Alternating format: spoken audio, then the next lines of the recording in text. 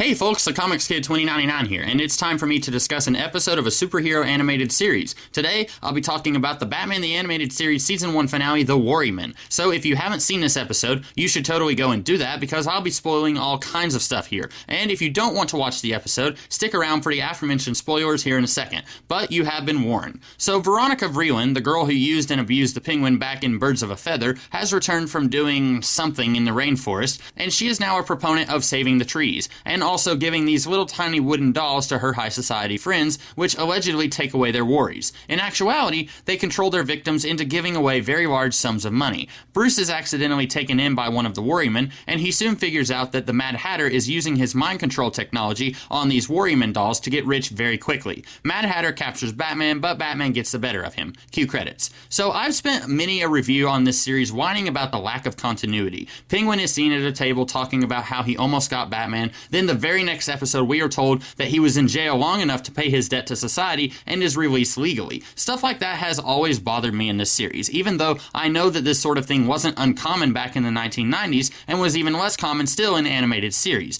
But this episode brings back a minor character I never thought I would see again in Veronica Vreeland. True, this isn't really a huge deal. We've also seen minor characters like Summer Gleason show up on a regular basis, and I didn't make a huge fuss about that. But maybe I'm just surprised that a series that almost seemed to flaunt its lack of any kind of linear continuity then went and embraced just a little bit of it in referencing a previous episode. This episode makes itself be a mystery of who are these guys and how are they controlling Gotham's elite. But like many of the mysteries this series has tried to do in the past, this one wasn't incredibly complicated or difficult to solve. But that isn't a problem for me. Even though I saw the Mad Hatter reveal coming pretty early on, I still enjoyed this episode for a couple of reasons. One, I'd much rather a mystery be predictable and easy to call early on if it has some kind of internal logic instead of being an air quotes tough mystery that nobody sees coming because it lacks basic internal consistency with the information provided. In this case, we're told up front that the Worrymen are placed under your pillow and you come out with no worries. So if you're at least a little familiar with most of the villains we've seen in this series up until this point, then you almost certainly know that the Mad Hatter's whole gimmick involved him placing machinery on someone's head to make them docile and follow his will. So yeah, while the episode seemingly doesn't try very hard to conceal who the villain of the piece is, I'm absolutely okay with that because it isn't breaking the rules of mysteries by forgetting to tell us some crucial piece of information that lets us solve the mystery of who is behind this fiendish ploy.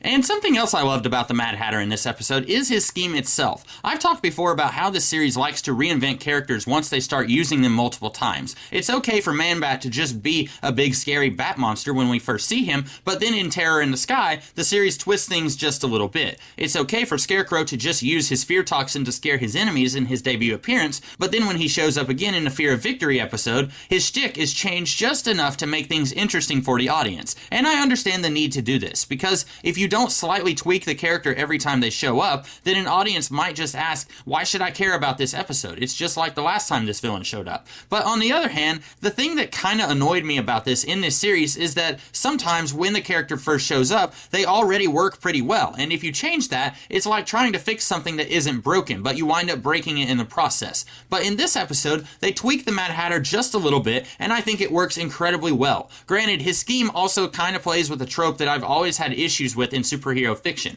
Specifically, after a superhero is introduced with some incredible, extraordinary superpower, their motivations are usually just transformed into, I have to get revenge on that superhero who defeated me last time, just to make things easier for whoever is coming up with the story and needs a good villain. But in this case, the Mad Hatter goes against type. He doesn't seek out a confrontation with Batman, and in fact, his use of his powers makes a great deal of sense from a character perspective. If I had the power to control people's minds, and if I was a psychopathic madman, then I probably would use that power to steal hundreds of millions of dollars and just get away from it all. And the only reason his plan even failed was because Batman had already fought the Mad Hatter before and was familiar with his technology that he was using. That's just about all that I have to say about this episode, guys. It's really not a fantastic episode despite all the praise that I've heaped on it here. It's also not a bad episode. If I'm being honest, it's probably one of the middle of the road episodes. But I was pretty impressed with a few minor things like reusing an old character from a previous episode and the way Mad Hatter's shtick was changed up for the better here. But hey, even if it was for fairly minor reasons, I did enjoy this episode, which is always nice when that happens. So what did you guys think